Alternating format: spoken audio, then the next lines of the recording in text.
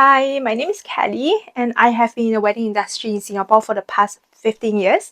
Now, this is my first video for the channel, and I thought that I want to do a little bit of an intro on myself so you know who you are listening to, right?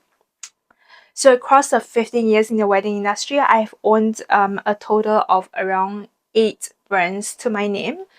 I don't own all of them as of today. I've sold some of my business away. I've also closed a couple because I left the country 2 years ago with my husband for his work. So because of that, I reduced my work by quite a bit. But because of that, I now have time to do a YouTube channel and chat with you guys on wedding related topics. So when it comes to weddings, I have my foot in almost every area that you can think of when we are talking about wedding planning. I did makeup and hairdo before with a makeup artist. I've also started wedding photography company with photographer before. I've owned multiple wedding companies to my name. Some of them designer. I've done non-designer wedding boutiques before. I've done bespoke wedding dresses before. I've invested in wedding venues, and I also am involved in wedding plannings for my brides. I did flowers as well. So literally every single area they can think of in weddings, I know everything about them. So I'm the best person when it comes to talking to you about how to choose your venues, how to choose your vendors, what are the tips and tricks, what are some of the holes that people dig for you to fall into.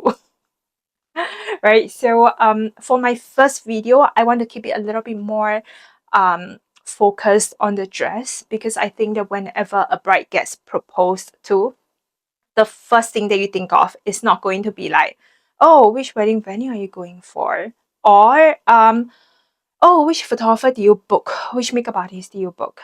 The first question that you are going to get from your girlfriends are going to be, what kind of wedding dress are you going to wear for your wedding day? Have you think about your wedding looks? So that's a really important thing, and I think that is one of the first stop for most of the brides, right? For the couple, they may look for hotel when you think about the groom side, but for brides, we care a little bit more about what we are going to wear to make ourselves look good, right? So when it comes to wedding dress shopping, a lot of brides may think that, wow, it's very complicated. There's so many wedding shops in Singapore. Now, if you do a Google, you'll find that in Singapore, there's around 100-ish wedding related companies, right? How do I choose? How do I know which one to start with? It's actually really easy. There's only two main categories when it comes to wedding dress shopping in Singapore. Number one, the standalone wedding boutiques. Number two, the all-in-one wedding boutiques. Now, the standalone wedding boutiques refers to stores that focuses just on the wedding dress. They do not hire their own photographers. They do not hire their own makeup artists.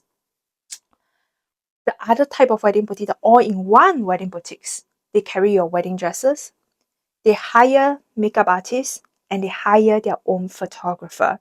So usually for this kind of company, what they do is that the moment that you book with them, they are going to help you book your makeup artist. They're going to help you book your photographer. But who are they? You won't really know until closer to date, because of logistic issues, and also because um, if you hire a photographer or makeup artist, they can leave halfway. And it's not that this company is being nasty to you or that they are not responsible for this to happen. It's just a natural process. It's just like, if you work in a company, maybe after you've worked a few months or like 1 or 2 years, you realize that this company is not really the direction that you want to go for, you quit your job. Or maybe, if you're a lady, you got pregnant, you may be like, okay, I got pregnant, I have to leave the company. So it's a very natural thing for staff to leave a company. And unfortunately, for the all-in-one wedding boutiques, the photographer and makeup artist, they can be one of those staff that leave before your wedding day. And if you've already built up a relationship with this person and this person were to tell you that, okay, I'm leaving the company, it's going to make things quite difficult for you and the wedding boutique, as well as this photographer or makeup artist. So because of that, most of the time you are only going to find out who will be shooting for your wedding or who is going to be doing your makeup that's a lot closer to your wedding date. And I think that is the most fair and most sane for everybody. Right? So this kind of wedding boutique also carries your wedding dress. You usually start picking your wedding dress a lot closer to your wedding day, and most of the time once you've picked your wedding dress, they kind of don't allow you to change anymore. And the reason is because for this kind of all-in-one wedding boutiques, because there's so many different type of services that they do, if you change things out logistically on the back end, it's very difficult for the company to remember which dress that you changed to. So even if they agreed to let you change, there's a small chance that you may not get a dress that you want.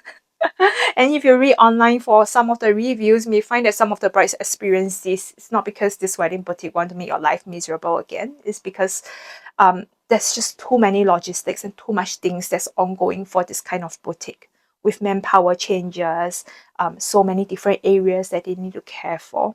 So they usually, for this kind of wedding boutique, there's a little bit less flexibility in how you may want to get things done.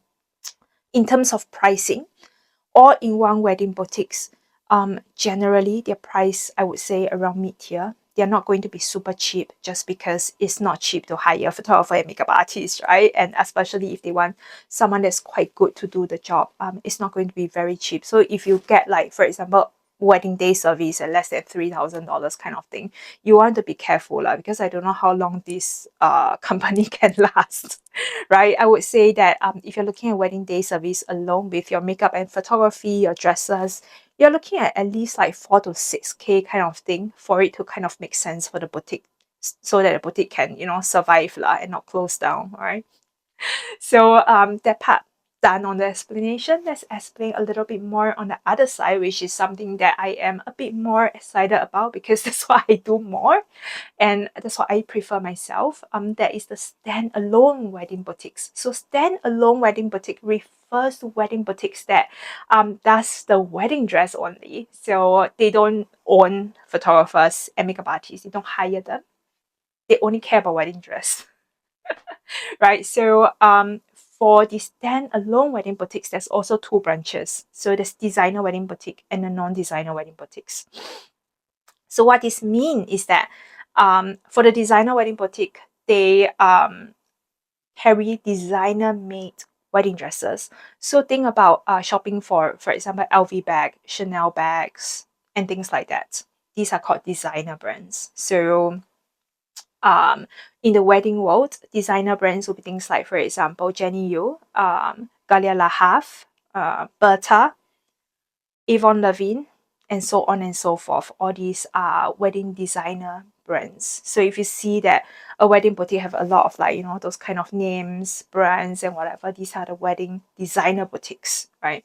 There's another type of wedding boutique. That's the non-designer wedding boutique.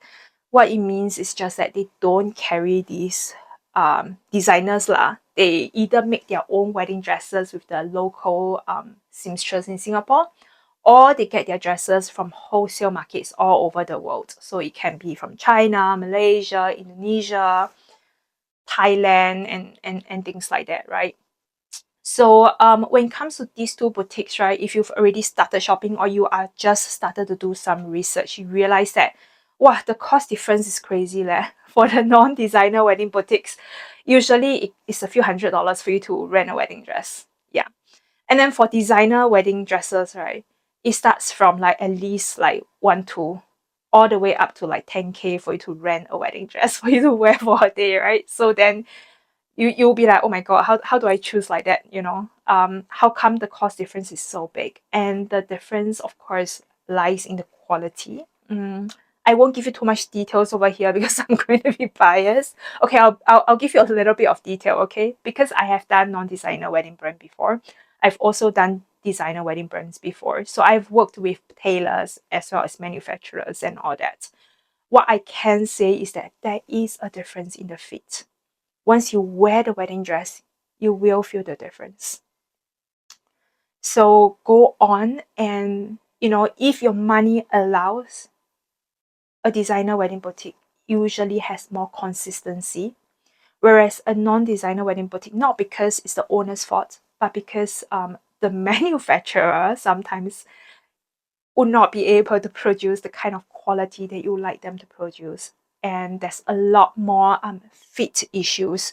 Usually once you wear a wedding dresses, once you wear the wedding dress, you will be able to feel the difference and you will be able to justify why is there a cost difference. So if money isn't that much of an issue for you, I would say just book your appointment at the designer store wedding boutiques.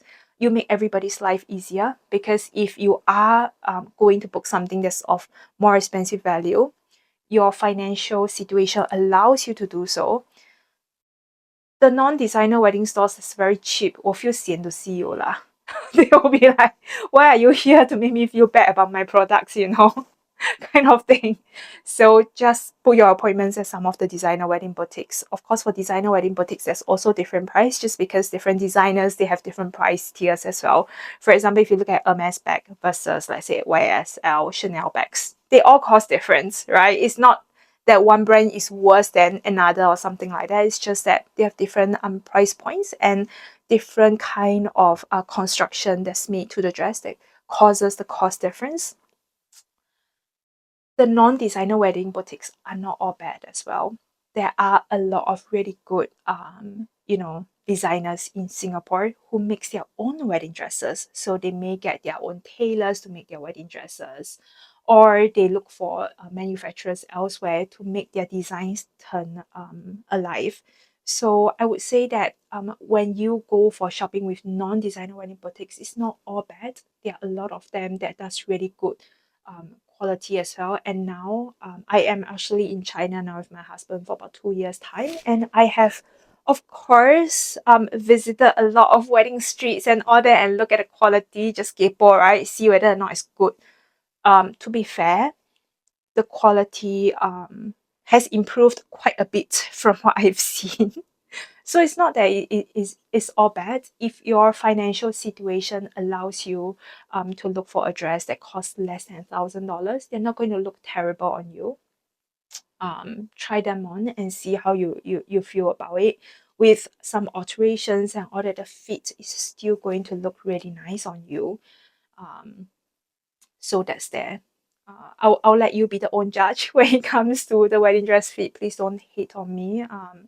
If you feel that whatever I said is not very justifiable to your views, it's just based on my own observations, and it's based on my experience in the wedding industry for the past 15 years, right? So I hope that this video is helpful and it tells you a little bit more about the different type of wedding boutiques in Singapore. And that if you are making your own your first shopping trip in Singapore, when it comes to wedding dress shopping, you know exactly which ones to go for. Now, in the links below, I am going to help you by listing a few of the standalone wedding boutiques. I'll split them into designer wedding boutique, non-designer wedding boutique. I'll also list some of the wedding boutiques that's the all-in-one kind of wedding boutiques. Now, the names that I would be listing would be the stores that I know that are not bad, and I know that they are responsible. Not that, those names I never list are not responsible. It might just be that I don't know them or I haven't really heard about them yet, or that I just don't know the owner. So that could be the reason why I didn't list them. It's not because they're bad, because I don't know them enough. So those names are listed below. I know them and I know that they do a good job. But if they do a terrible job for you, please do not blame me. Maybe they change later, okay? So I hope that is helpful. I'll see you in the next video. Bye.